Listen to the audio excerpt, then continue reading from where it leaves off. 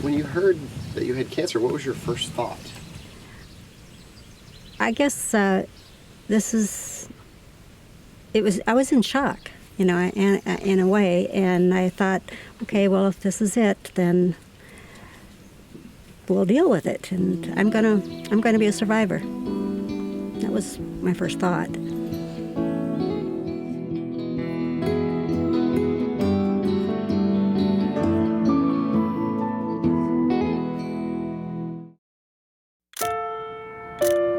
You go into a mammogram thinking it's just a yearly exam, and then you hear and get punched in the gut with, you have cancer.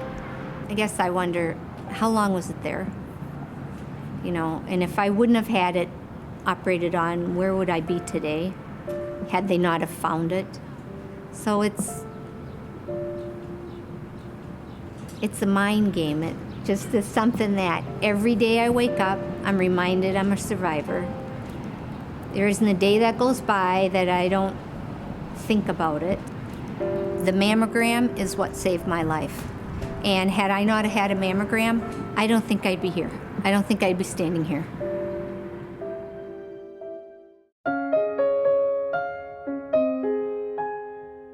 I think everybody who gets cancer asks themselves that question.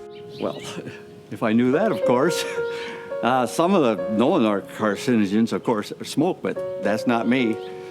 So no clue as how I got prostate cancer. That's a good question. How do people get cancer? I don't know. I wished I knew. The thing is with cancer, as with other diseases or other conditions, but particularly with cancer, people want an explanation. Often patients will ask, why me? Why did I get cancer? Why didn't my father, my mother get cancer when she was 100 years old? I was always very healthy. I worked out a lot. I don't think I really look overweight. I never smoked. I don't drink very much. I never microwave in styrofoam. I didn't use deodorant with aluminum, and I got it anyway. I have that conversation with many people during the year about, what is cancer, how does it happen, and trying to help them understand that, our bodies are just miracles, how they work and function for so many years without breaking down. We kind of talk about it at a cellular level and just how the cells are building blocks, and sometimes they go a little bit haywire. Every molecule's got to duplicate itself, split apart, and now you got two new cells.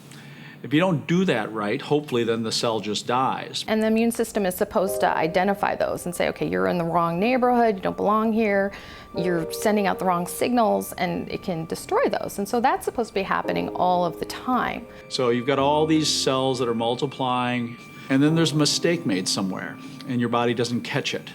And now you've got cells that are you, and that's the other key thing, they're you, they're not foreign. People wonder how can that happen? It's because your body looks at them and says, well, they're part of me, so they must be okay. And then they begin to not follow the rules. They start invading things that they shouldn't invade, and they hop in your bloodstream and go grow places they shouldn't grow. For most of the cancers, we don't know why that first step happens or what causes it to happen when our normal cell changes into cancer. Those steps will then allow us to begin to sort out why one person gets cancer and another person doesn't. But we don't have the links between the changes that we see in cancer cells that make them cancer cells and the environment that cause them to become that way. And that's sometimes hard to deal with for patients, especially the ones who've always done the right thing, who've exercised, who've stayed healthy, taken care of what they eat. It takes a while to wrap their mind around them why it happened to them. I don't know that you can prevent cancer, but there's a lot of things you can do to lower your risk. The same things that your doctor tells you that'll lower your risk of heart disease, diabetes, and other things also lower your risk of cancer. If you smoke, stop smoking. If you don't smoke, don't start. Eating right, getting exercise. Increasing the fiber in your diet, decreasing the fat in your diet. I think those are the main points. And screening. I would say the majority of people who we diagnose with cancer don't have symptoms. I'm talking about breast cancer, I'm talking about prostate cancer. Most of those are found with screening. There's a test done at annual physical, PSA it's called, and it's a blood test. And if it's elevated, they'll do a biopsy, which they did, and after the biopsy, they said, yeah, it's cancer. So Screening most of the time is really the best defense. That's something we can actively do. So you can prevent quite a bit of it.